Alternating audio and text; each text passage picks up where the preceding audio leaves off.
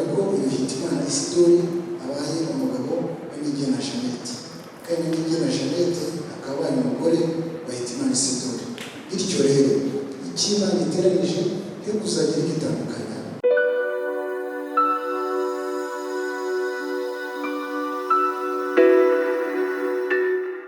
Mukanya murababona ngira ngo mucunguze uburyo umwete.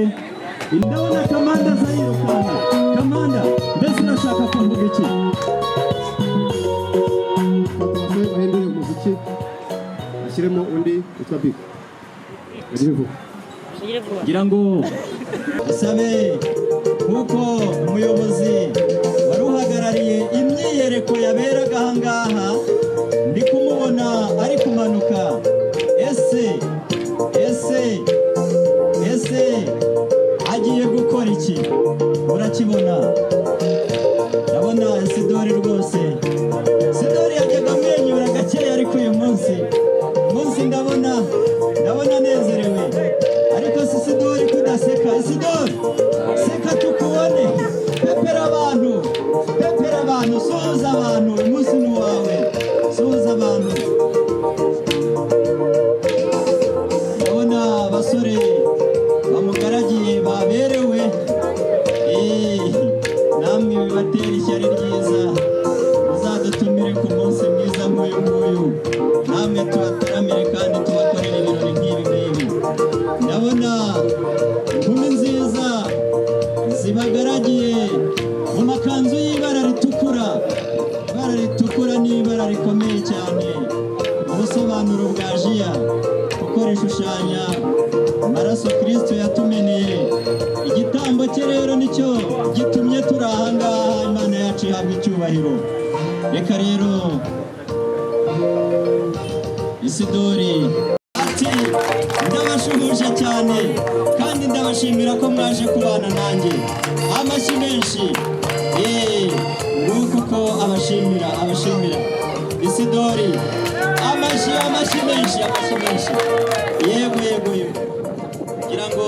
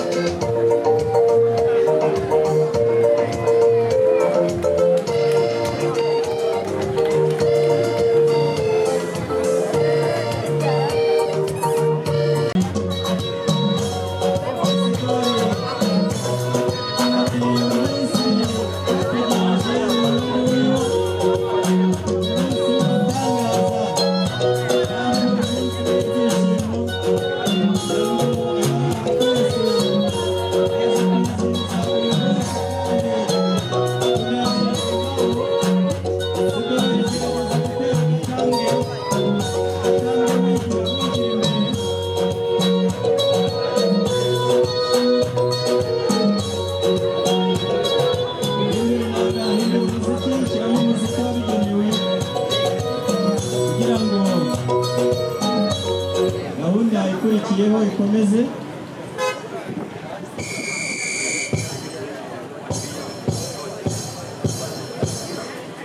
Ndabona rero abasore bahagarariye Isidore ndetse n'inkumi, ndabona rwose babyambariye.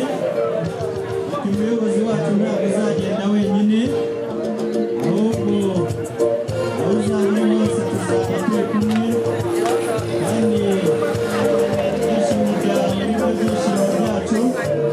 Ndabona rero Masagayidi babukereye. Aba rero nibo bagiye kuyobora ubukwe n'umugeni, aho bagiye gukurikiranira ibi birori baturije kugira ngo uyu munsi abanezeza.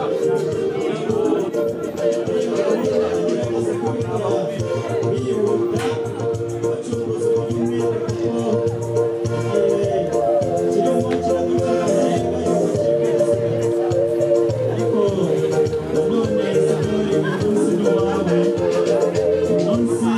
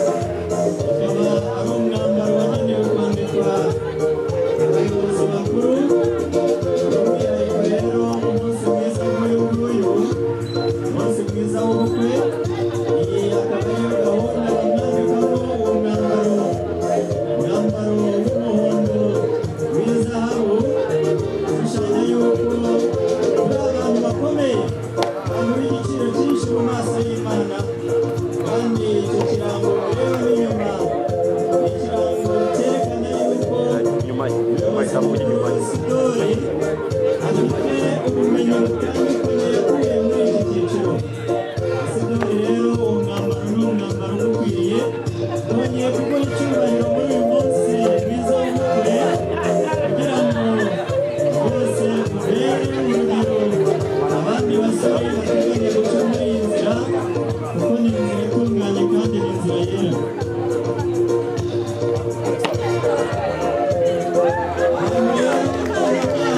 Kudusatira cyane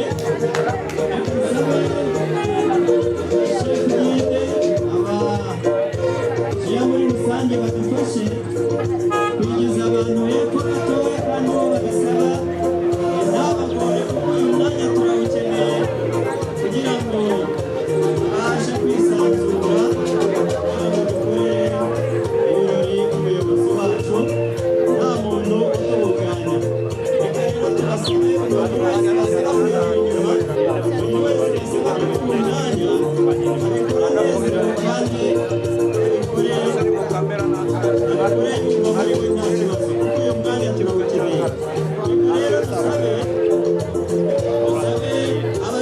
amasibo yose agiye kumukorera imyiyereko muri uyu mwanya ajya mu mwanya wayo. Ndasaba bakamandazi bashinzwe iyo gahunda gushyira abajiya mu myanya yabo kugira ngo twe gutwara umwanya. Sidori rero nk'uko mubibona abantu bamwe mushobora gahunda tugiye kwinjiramo. Attention! Attention! Match! Uyu akaba ari Kamanda uyoboye urubyiruko rw'abana batoya kuva ku myaka 4 kugeza ku myaka 6 ndetse kuva ku myaka 9 kugeza ku myaka 15. Aba bose bishimiye gukorera hamwe nk'abanyagatoya. Aba bose bishimiye gukorera hamwe. Nawe Jane, sebukure umutware wawe, umwenyure buhoro buhoro, ushimire Imana yamuguhaye, kuko umusore nka Isidori nta handi wamukura. None natwe Pathfinder n'abakiriye twifurije umuyobozi wacu watuyoboye neza, tuzabana n'umufasha we Karamata, tunasaba Imana ngo ibasesekaze imigisha mu rugo rwabo. Amashyi. Ati Isidori ntabwo umufasha nk'uyu wabona aho umukura. Reka dusabe abakuru b'itorero ngaha kugira ngo tubashe gukurikirana ibi birori bigiye kubera hano.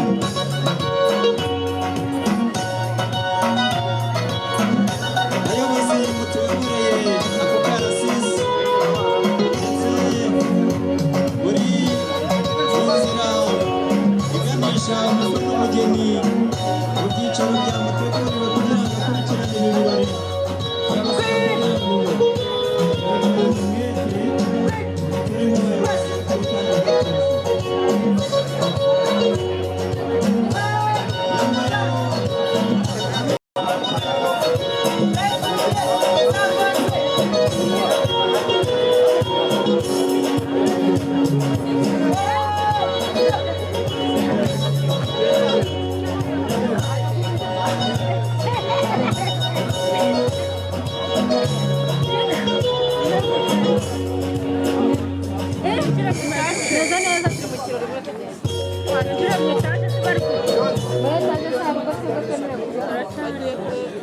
Bangaragiye Isidori niba ubyumva hamwe na Jeannette, nimurambure ikiganza mupepera aba bantu mubahe ikaze kandi mubashimire kuko baje kubagaragira, kandi nabo nibabaha amashyi menshi.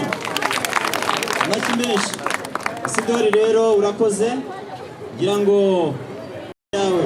Ndasaba rero abakuru b'itorero ndetse n'abamaster guide batari muri gahunda baherere kuri neza bigiye kubera aha ngaha. Niba ndibaza nti katigenza gakeya asa n'ugabanya gakeya kugabanya akazi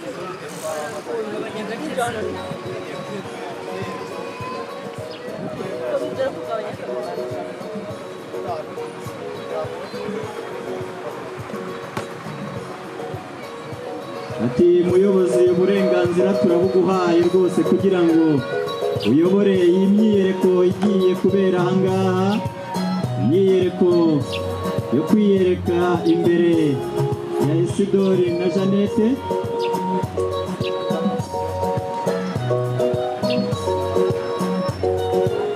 turagira ngo Pasipanga turaya iminota 5, Jeanne turaya iminota 5, na Sagagi Station nawe turaya iminota 5 nk'uko abayobozi babyanzuye. Ubwo utangire zamu umuziki. Abana rero bareba Pasipanga ndetse na Avantiriye biyemeje gukorera hamwe, cyane yuko gukorera hamwe ari intego yacu nk'urubyiruko rw'Abadivantisite b'umunsi wa karindwi.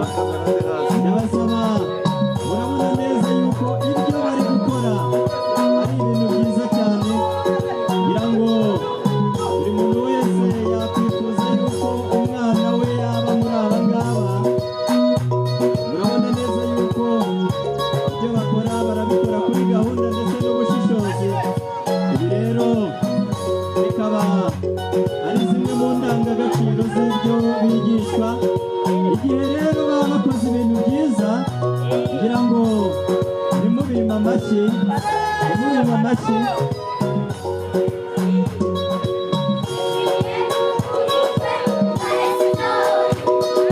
Ati twishimiye kuba mu bukwe bwa Isidori,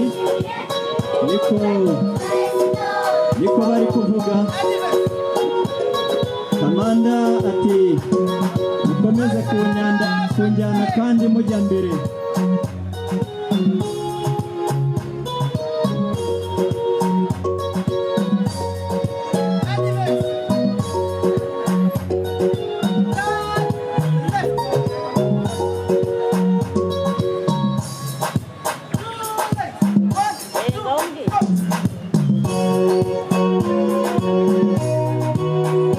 Ati bari hamwe ariko reka buri cyiciro kijye ukwacyo. Bari kubikora neza rwose, mubampera amashyi, mubampera amashyi. Aba bana ni indashyikirwa mu myitozo bagerageje gutozwa, kandi ibintu byabo babikora kuri gahunda. Uku niko bacutsa gahunda yabo rwose, bajya mu myanya yabo. Mubaha amashyi, amashyi menshi, amashyi menshi. Ibitendo bikeya kuri gahunda kandi ku gihe cyateganijwe. Nguko uko basoza. Amashyi menshi, amashyi kuri aba bana, kugira ngo isibo ikurikiyeho niyo igiye gukurikira. Murabona uburyo ibintu byabo bitangiranye imbaduko kuri gahunda. Umweru, cyatsi kibisi, umuhondo n'umutuku, ibyo byose bifite icyo bivuga muri jiya. Umweru shushanya kwera kw'Imana, kandi umuhondo shushanya yuko turi ab'igiciro cyinshi mu maso y'Imana. Kandi igihe cyose turi mu itorero tugomba kugenda kuri gahunda, kuko mubona bari kubikora ku ngendo nziza iboneye kandi itunganye. Amashyi menshi kuri aba basore. Aba basore mubaduhera amashyi. Ese ntabwo munezerewe ko nta mashyi numva?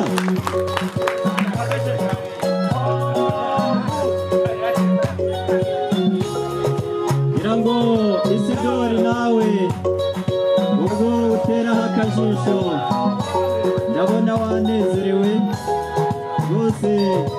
Uyu munsi ni uwawe. Aba basore baravuga bati muyobozi waratuyoboye, uyobora igihe kinini, ntabwo uzagenda wenyine, no mu byiza tuzaba turi kumwe. Niyo mpamvu rero ubona babukereye kuri gahunda nziza, kuri gahunda nziza. Ikaba ari parede rero y'abajiya twita mu cyiciro cy'urubyiruko rw'abadivantisite umunsi wa karindwi tubita JIN, mukaba mubona yuko bafite imyitozo ihagije. Isari babahaye icyubahiro, namwe mubaha amashyi. Yego, uko mubibona ibintu byabo babikora neza kandi kuri gahunda mu gihe gitoya. Uku rero niko berekeza gucutsa gahunda yabo. Uku nguku niko berekeza mu gucutsa gahunda yabo. Ibyabo ntabwo bitinda, biba ari byiza kandi bakabikora mu gihe gito cyane. Iyo dufite igihe gito, amashyi menshi.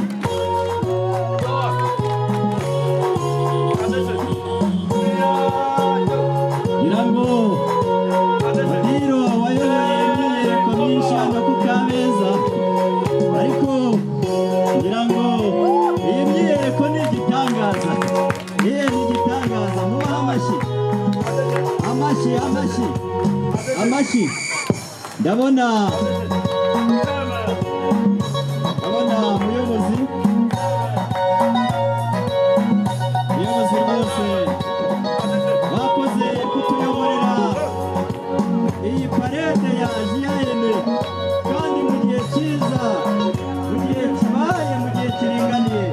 Turagushimiye cyane. Kuko rero mubibona hari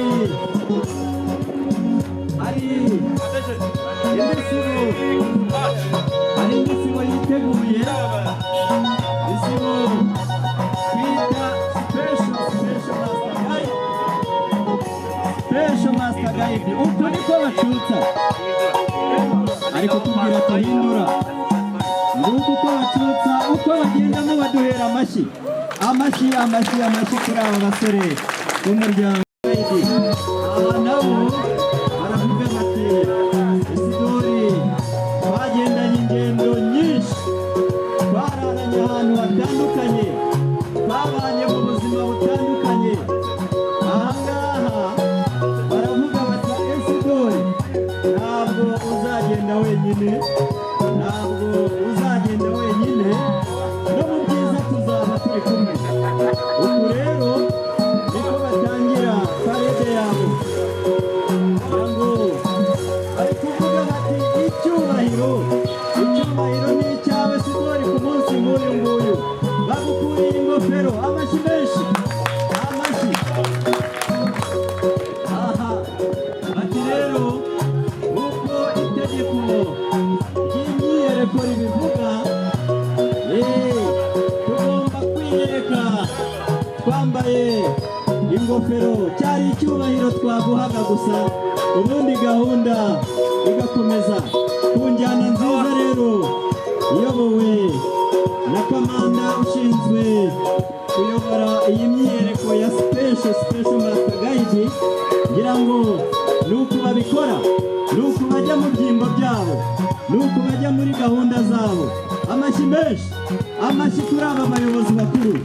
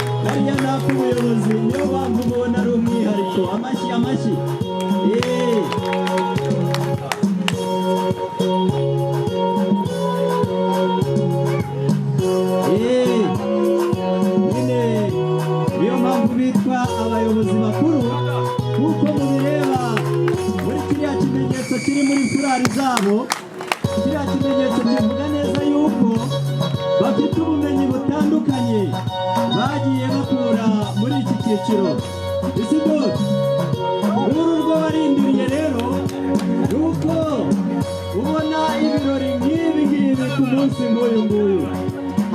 Jiya rwose ni igitangaza, ni special, ni special. Twabwira abasore mutari mwagera muri uyu mwanya, namwe kwifuza kuzawugeramo kuko ni umwanya mwiza, ni umwanya w'igitangaza, ni umwanya ushimishije. Umusore utarabaye mu cyiciro cya Jiya yarahombye. Isidore uzajye wibuke ibyishimo wagiriye muri uru rugaga. Bimwe muri ibi ngibi rero ni ibi ngibi abantu mwakwibaza mutese bagiye hehe? Mu kanya murababona ngira ngo mucunguze uburyo umwete.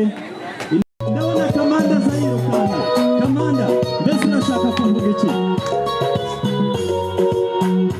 Bahindure umuziki ashyiremo undi witwa Big.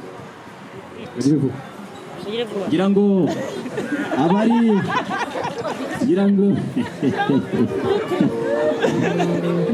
abari ku buhanga bw'ibyuma ibyo bababwiye muri kubyumva. Niyo mpamvu bitwa abayobozi bakuru, nuko baba bafite ubumenyi butandukanye mu bintu byose. Ntabwo ari ku nyigisho batanga gusa, ahubwo no ku myiyereko no kuri gahunda bagira baba bafitemo udushya twinshi. Iminota twabahaye ibintu mwari mwabibona, ni igitangaza. Umva amashyi menshi. Ese aba bayobozi mutubikiye iki? Reka Kamanda twereke. Aha, ngo abantu bashinzwe amafoto, aka kantu katagiye muri aya mafoto byaba ari ibintu bibabaje. Aka kantu ni igitangaza. Aha,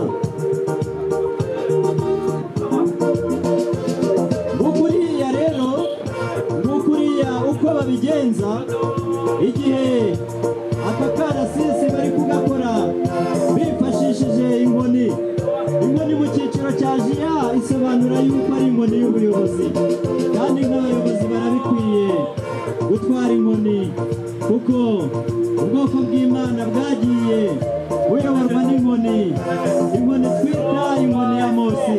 Urabona yuko isize amabara abiri atandukanye, hari ibara ry'ubururu rishushanya gukomera kw'Imana ndetse n'ibara ry'umweru rishushanya kwera kw'Imana. Nguko rero uko babikora mu cyiciro cy'urugaga rw'urubyiruko rw'Abadivantisite mu munsi wa karindwi. Ati attention.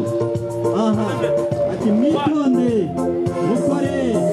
mukore uko mwabyitoje.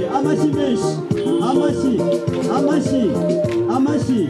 Aha, mbese ndi kwibaza iyo babigenje kuriya bigenda gute? Ngukuriya uko baha icyubahiro abayobozi bakuru. Niyo mpamvu mubona umuyobozi mukuru uyoboye iki gikundi, uyoboye aya masibo yose anyuze muri ziriya nkoni. Ese bagiye gukora iki? Ngukuriya rero uko bacutsa, ariko uko twatangiye ni nako tugiye gusoza. Yewe Hitimana Isidore, sezeranye imbere y'Imana ihoraho n'imbere y'abantu n'abajya ko wowe n'Iyigena Jeannette mujyanye uyu munsi, umujyanye ngo umbere umugore w'isezerano, nanjye nkakubera umugabo w'indahemuka. Nzajya gukunda, nzajya guhumuriza, nzajya gukoresha icyubahiro kigukwiriye. Nzajya gukunda gukurwakaze uri muzima, urwaye, dukize cyangwa dukennye, tumerewe neza cyangwa tumerewe nabi, tubyaye cyangwa tutabyaye. Gusezeraniye ko nta wundi mugore nzigera kuharika igihe twembi tuzaba tukiriho, nk'uko itegeko ry'Imana riri. Tuzabana iteka, kandi gusezeraniye ko ntazigera mpinduka kugukunda.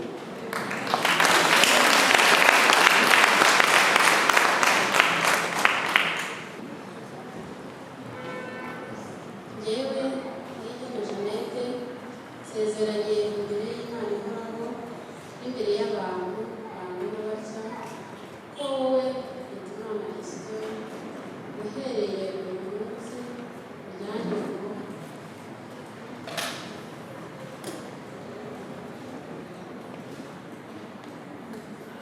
ujyanye ngo umbere umugabo w'isezerano, nanjye nkakubera umugore w'indahemuka. Nzajya ngukunda, nzajya ngukuza, nzajya nguhesha icyubahiro kigukwiriye, nzajya ngukunda mukundwakazi, uri muzima cyangwa urwaye, dukize cyangwa dukennye, tumerewe neza cyangwa tumerewe nabi, tubyaye cyangwa tutabyaye. Dusezeraniye ko nta wundi mugabo zigera guharika igihe twembi tuzaba tukiriho, nk'uko itegeko ry'Imana riri. Tuzabana iteka, kandi dusezeraniye ko ntazigera hezuka kugukunda.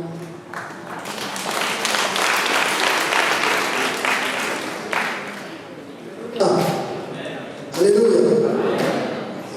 Reka rero basabe bafatane ikiganza cy'iburyo.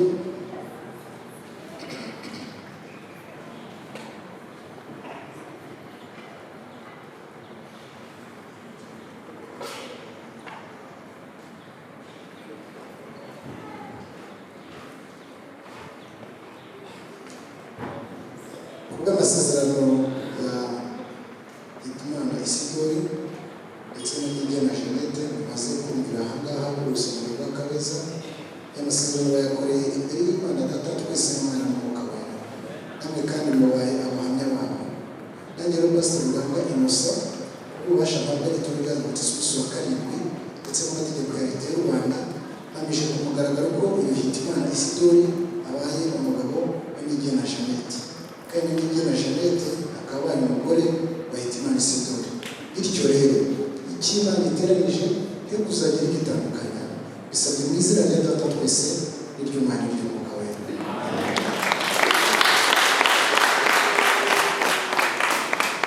Tugiye gupfukama dusengera uyu muryango wa Hitimana Isidore.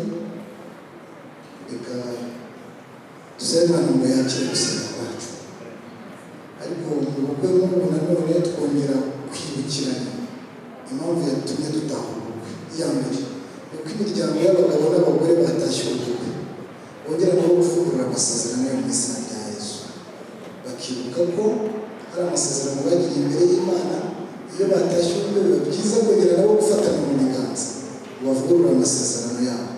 Abakabiri dusabira abantu bameze nkanjye ngo aka kanya tutari kumwe n'abagore bacu, tugafata ku mitima ngo Imana yumve gusenga kwacu.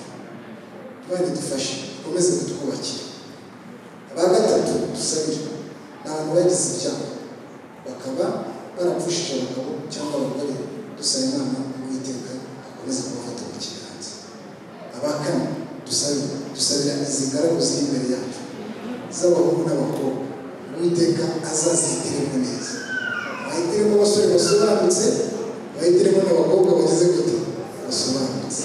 Ahasigaye Uwiteka azabane namwe n'abasore, Uwiteka azabane namwe n'abakobwa mu izina rya Yesu. Kandi mbibutse iki, muzirinde kwambara inkweto itarakwira. Inkweto itagukwirira kurya ikagutera n'amabavu. Rero Imana izayibarinde mu izina rya Yesu. Reka dupfukamye dusengera abantu. Abandi bibagiwe ni abantu bari mu nzira zo gutaha, dusaba Imana ngo yongere ifate n'imiryango yabo mu izina rya Yesu. Abo bantu nabo barahari, turabasabira. Reka rero dupfukamye dusengere uyu muryango nawe wumvise. Nyagasani Imana, turagushimiye, izina rye rihimbazwe. Dushimiye ko duhurije muri muhango wo gufatana mu biganza kwa Hitimana Isidore ndetse na Inigena Jeannette, izina rye rihimbazwe. Katugushimire ko uyu muhango washyizeho ukiri isi n'ijuru, na n'uyu munsi Imana uyu muhango ukiriho. Umuhango nk'uyu uhurizwamo uyu musore wawe ugahezwamo n'umukobwa ngo babane kandi bakurikize itegeko rya tubona mu itangizo cya mbere ku murongo wa 28, utubwira ngo nibagende babyare bororoke buzure isi. twabonye ko uyu muhango Satani awanga akaburakariye cyane muri iki gihe cy'imperuka ko tubibona, aho yateje indwara y'icyorezo cyane yo guhuza abantu badahura, umuhungu n'umuhungu bakihuza, umukobwa n'umukobwa bakihuza, kandi ibyo byica umugambi w'Imana wo kubyara no kororoka no kuzuza isi. Hanyuma turagushimira ko utumye uyu mugaragu wa Hitimana ahuzwa na Jeannette ngo bakurikize itegeko ryawe. Turagushimira cyane, izina ryawe rihimbazwe. Reka rero tubakwereke ukomeze kubafasha, kandi uwo mugambi wawe wifuriza gusohoza muri bo uzamusohoza. Uzabahe kubyara abahungu n'abakobwa, uzabahe kugira ngo Nyagasani Mwami Imana bereke isi ko iyi gahunda washyizeho igikomerezwa muri bo. Izina ryawe rihabwa icyubahiro. Urifuza ko uyu muryango wazaba ijuru rito, turagusaba Imana ngo yaba Isidori yaba na Jeannette bakomeze basengere urugo rwabo, barusaba amahoro yawe kandi biteguye kuyaha. Reka kandi tubakwereka ngo mu byo bazagerageza gukora byose uzibane muri gahunda zawe, uzajya ubafasha Imana icyo bagerageje gukozaho ukuboko gihirwe nawe. Wifuriza abana bawe ko igihe cyose ubatse urugo nk'uru rushimwa n'Imana n'abantu uzabaha imigisha yawe, uzabibashoboza Mwami Imana. Kandi dusengere abagabo n'abagore bagiye gufatana mu biganza kugira ngo Nyagasani bongere bavugurure amasezerano bagiranye mu minsi ishize. Turagusabye ngo Mwami Imana akomeze twese kudufasha. Aba bagabo batanga ubukwe n'abagore babo, abagore bagatanga ubukwe n'abagabo babo, bongere bafashe Mwami Imana. Ubwo kuvugururwa amasezerano kandi kube natwe kuri twebwe tutagize umugisha wo kuba dupfukamye n'abagore bacu n'abagabo bacu. Umwami Imana ubwo dufashe ku mitima yacu umve gusenga kwacu. Reka muri iri sengesho tuzamure mu by'amasengesho abagize ibyago byo gupfakara, akaba ari abadamu babuze abagabo babo beza bakundaga, akaba ari abagore babuze abagore babo beza bakundaga, bafate mu kiganza cya Yesu. Yesu utagira kugenza abawe, Yesu uvuga yuko abantu bakwiye gusiga imfubyi ukazirira n'abapfakazi bakakwizera, abapfakazi bakwizera Imana Imana, maze ibyo usohoza n'ibyo uvugira mu migani ndetse no muri Zaburi ya 37:25 ugasohora ibiho. Mana Imana twibutse kandi muri uyu muhango abantu bose bafite ibibazo bigendanye no gutandukana kw'abashakanye. Satani akaba yarivangiye mu rukundo rwabo akaruzanga. Mana Imana tubasabire mu by'amasengesho izo ngo zifite ibibazo uzibere igisubizo, kandi ubereke Mana Imana ko igihe cyose abantu bakwisunze babasha kongera gutangira bundi bushya. Ibyo umugabo abona ku mugore we bigatsindwa mu izina rya Yesu, ibyo umugore abona ku mugabo bitagenda neza bigatsindwa mu izina rya Yesu, maze urwo rugo rukongera kubakika no kubakunda. Dusabye cyane aba basore batahiye ubukwe Isidori na Jeannette, abahungu n'abakobwa bakeneye ingo nziza, uzazibahe Mwami Imana. Uguhitamo kwabo uzabahe guhitamo kwiza, bazagira igihe gihagije cyo kugenzura aho bagiye kubana, ubarinde amarangamutima atera mu isi imeruka kugira ngo ingo zabo batazazigiramo bakazirigiramo, ahubwo bazazibagiramo amahoro yawe.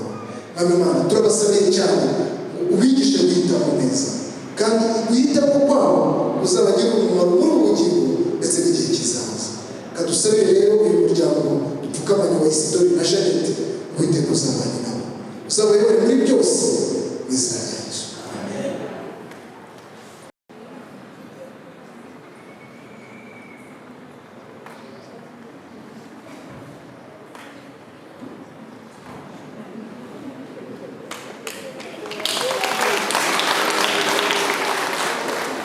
Ariko amashyari ko ari makeya.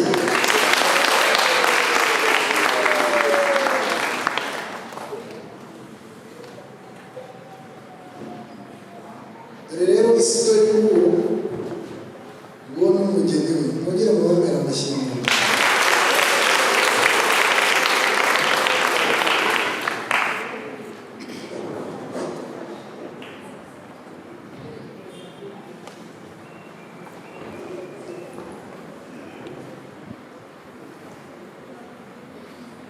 Niyihe miryango munyumve neza, abagabo n'abagore bubatse ntabwo mvuze abasore cyangwa inkumi cyangwa abana, mwamfasha tukakira umuryango wa Isidori mu izina rya Yesu. Turabakiriye mu izina rya Yesu Imana ibahe. Amen. Urabona se Isidore adasobanutse? Mugende murabona adasobanutse? Imana ibahe rwose. Imana izabafashe, tuzabasengera, tuzababa hafi mu izina rya Yesu. Kandi nabo bajye bisengera kugira ngo urugo rwabo Imana izabiyobore, izabahe no gutsinda ubugingo mu izina rya Yesu. Isidore, reka nguhe amasogonda nubwo nakererewe amasogonda na Jeannette ashimira Imana kubw'ubukwe bwawe, unashimira n'ababyeyi. Haleluya. Imana ni nziza kandi ibihe byose. Ngira ngo ejo hari amagambo make navuze n'ubundi nongera gusubiramo kuko hari igihe nzagira cyo kuvuga, si byo se? Ejo naravuze ngo uyu mwanya ni umwanya abantu benshi baharanira ariko kuwugeraho bikagora, si byo? Ni ikibazo umuntu atabasha gusubiza ahubwo kikarangira bikiyongeye kuba ikibazo, si byo? Rero icyo navuga, ndashima Imana cyane yaturinze kuva twamenyana ndetse tugakundana, urukundo rwacu rwageze mu musozo icyo rwari rugambiriye. Imana ibere icyubahiro. Ndashimira ababyeyi b'umufasha wanjye, uyu amaze kumufasha, si byo se? Ndashimira ababyeyi b'umufasha wanjye, narabasuye baranyakira kandi banyemerera umugeni uyu munsi banamumpaye. Imana imumugisha mwinshi, ndabashimiye. Ndashimira rero abantu badutaye uyu munsi nubwo bitararangira, ariko Imana y'umugisha mwinshi batwaranye, ntabwo bavuye kure, abavuye ahantu kure cyane bitahirukanaga, ariko kubw'uyu munsi kubera njyewe mbona ndababona. Imana yahabwa icyubahiro kandi twishimiye ko natwe yaturinze kugeza uyu munsi, tukaba twongeye guhura. Izina rye rihabwa icyubahiro mu izina rya Yesu. Haleluya. Inama y'Imana kubasuhuza. Ndishimye cyane, nejejwe no kubabona bicaye hano kuri uyu munsi wacu. Mwitanze mureka imirimo yanyu muza hano ku bwacu. Imana ibahe umugisha.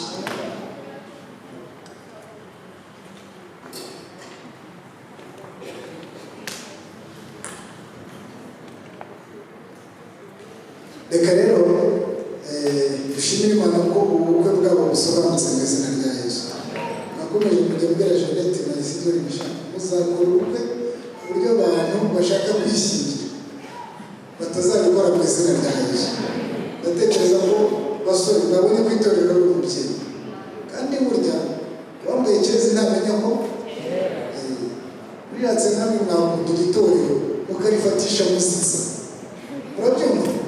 Nta kiza cyo kuba mu itorero, kandi itorero ryiteguye kubakorera ibishoboka byose ngo munezeze Imana, munezeze n'abantu mu izina rya Yesu. Dushimire ko Isidore na Jeannette baberetse iki torero ari ryo. Imana ibafashe kandi bamugisha mu izina rya Yesu. Reka rero tubasabe, hanyuma batanganye impeta, nibarangiza bajye kuzimya na buji.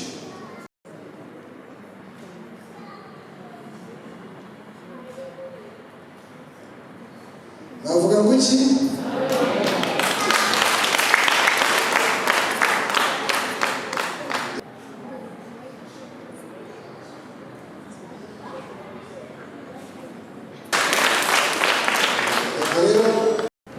Reka dusoze umuhango dusaba umugisha uyu muryango mushya, tuvuga ati Imana Isidore na Jeannette Uwiteka abarebe neza, Uwiteka